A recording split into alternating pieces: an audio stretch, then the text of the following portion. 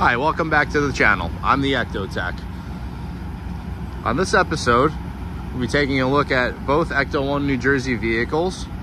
They're both 59 Miller Meteors, wraparound limousine style windows, feature a duplex, ambulance, panorama, whatever you want to call it, wraparound windows. These cars were built 2 weeks apart in 1959, so they were likely at Miller Meteor together when they were built. If for whatever reason you can't tell the difference between the two, this is an Ecto1 NJ South, and a very easy way to tell the difference between this car and this car is that this has an antenna mast on it right now. And also, we borrowed the S6 spotlight off of this vehicle and put it on this vehicle, because we're going to put the spotlight in as it is from the movie with it going through the dashboard. This is the first time that these two have been together since about last year. And at this point, they pretty much look identical. They both have Ultimate 84 logos from Kip Marshall. They recently both got brand new slime storage tubes. They both have 48-inch Code 3 Force 4 XLs. And if you look at these cars side by side, other than the fact that that one has a taillight out, if you didn't notice the step bumper, you probably couldn't tell the difference, because they essentially look exactly the same. So I'll give you an in and out of Ecto1 New Jersey. So this is the vehicle that has been being used for ghost tours. Oh, I forgot the key for that.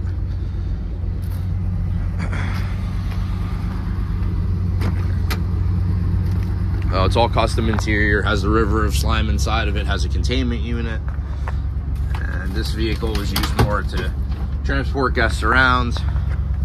There's a couple mini puffs hanging out, living their best life. Well, it's got custom interior that was done by an interior shop here in New Jersey during what we call the first scale of this build, and kind of the Mach 2 build has been what I've done to it. So essentially, you know, redid everything that's up here and made it more screen accurate. Let's pop this door open.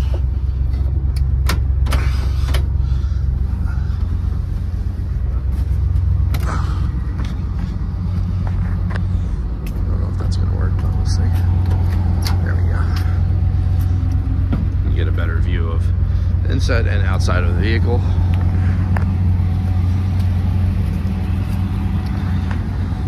This car has a little bit more stock interior, what you would have in the restored version of Ecto. Jump seats. If you notice, this one has white and black door panels. That one has all black door panels. But earlier this year, converted the front seat in Ecto1 New Jersey.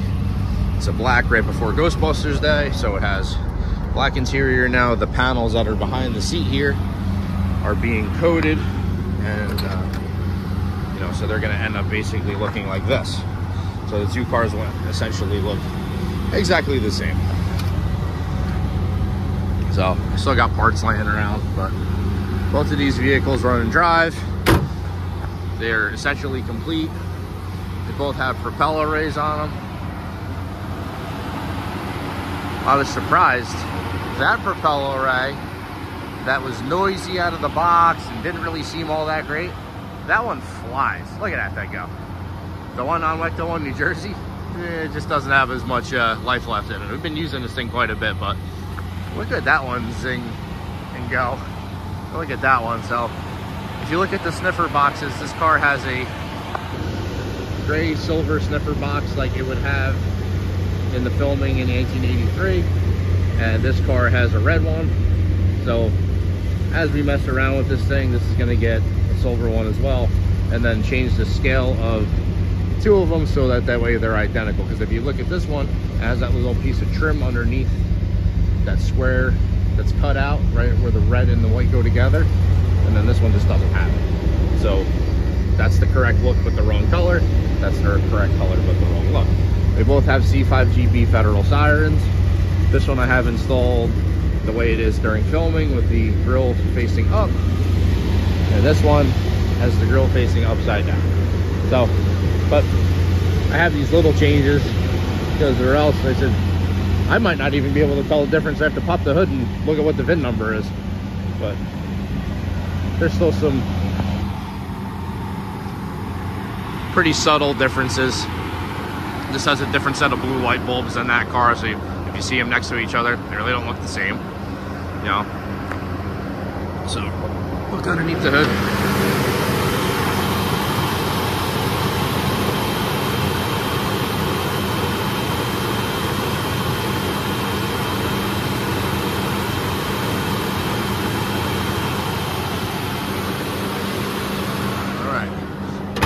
Checking out build dates on these things. I know they were built very close together. I just didn't remember which was which. So this car was built February 24th, 1959, and this was built March 2nd of 1959.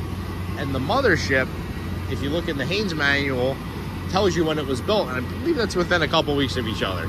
So I have to double check my facts, but this car has disc brakes on it, upgraded to an electric fuel pump. It's got an alternator on it.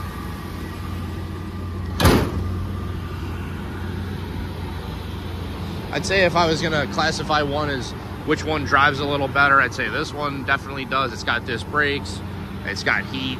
This car, like, the wipers don't work, a couple other little regular car vehicle things that aren't perfect on it, but still a very nice car. Ecto1 New Jersey has made it through a whole season worth of tours. We're going to be doing more tours with it.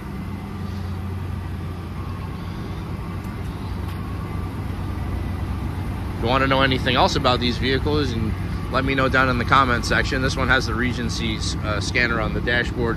Still looking for a Gentech dummy antenna. But if you go to this dashboard, it's got Ernie Hudson's signature.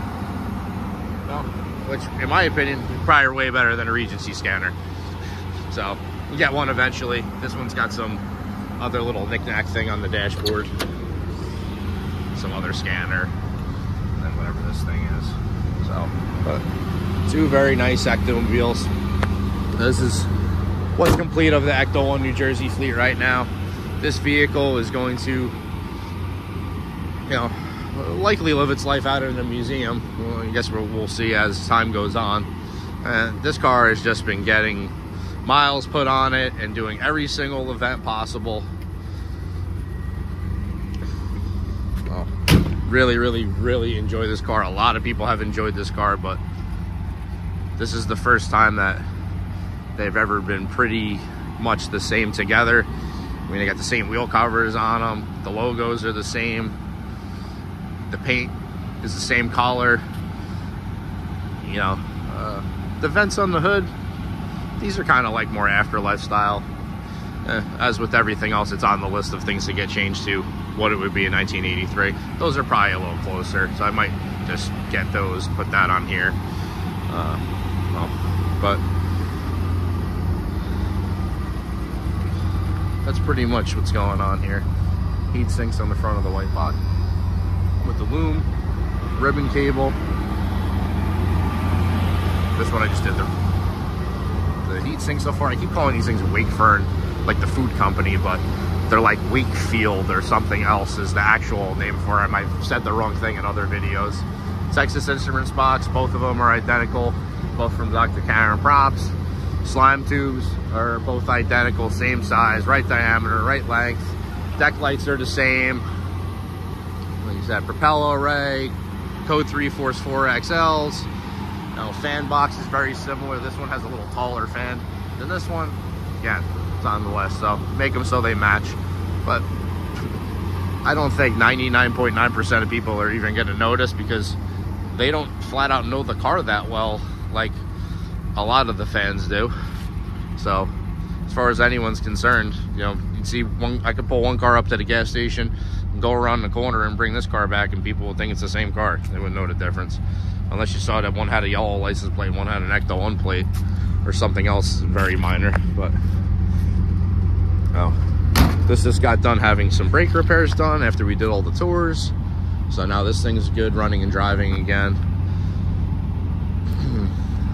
This needs a couple things, belt squealing on it. So, but while you're over here, check out the number 3 screen use Batmobile.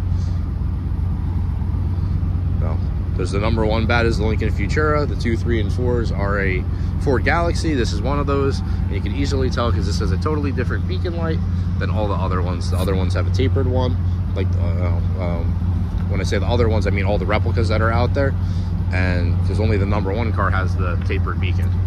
So if you go on what I think is Batmobile.com or something, you can basically read anything that you want to read about these and read about when I believe the previous owner had this, and it'll tell you, you know, the history of it and everything else that you need to know. Batcopter, Batboat. Just got done filming an episode of Collector's Call with Lisa Welchel. She was on the Facts of Life.